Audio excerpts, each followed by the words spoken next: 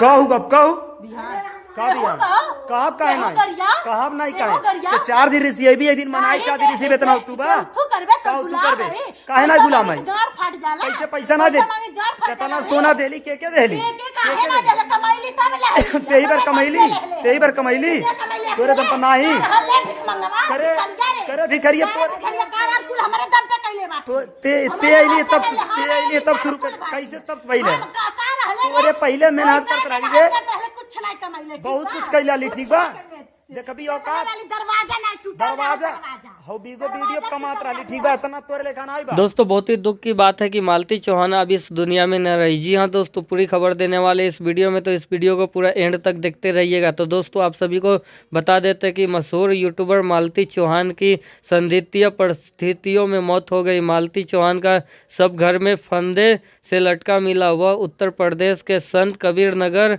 की रहने वाली थी। फिलहाल पुलिस ने सबको फंदे से उतारकर पोस्टमार्टम के लिए भेज दिया है। जांच पड़ताल जारी है। पूरा मामला मोहूली थाना क्षेत्र के काली जगदीशपुर गांव का है, जहां आज सुबह मालती चौहान का शव उनके ही घर में फंदे से लटका मिला, जिनके बाद चीख पुकार मच गई और आसपास के लोगों की भीड़ इकट्ठा हो गई। सूचना पाकर पहुंची पुलिस टीम ने शव को फंदे से उतारा और गाड़ी में रखकर पोस्टमार्टम के लिए भेजवा दिया। बताया जा रहा है कि मालती चौहान का अपने पति विष्णु चौहान से विवाद चल रहा था। ऐसे में पुलिस विष्णु चौहान को हिरासत में लेकर पूछताछ कर रही है। वहीं इस घटना में मालती के फैंस को तगड़ा झटका है। इनके घर के बाहर लोगों की भीड़ जमा हो गई।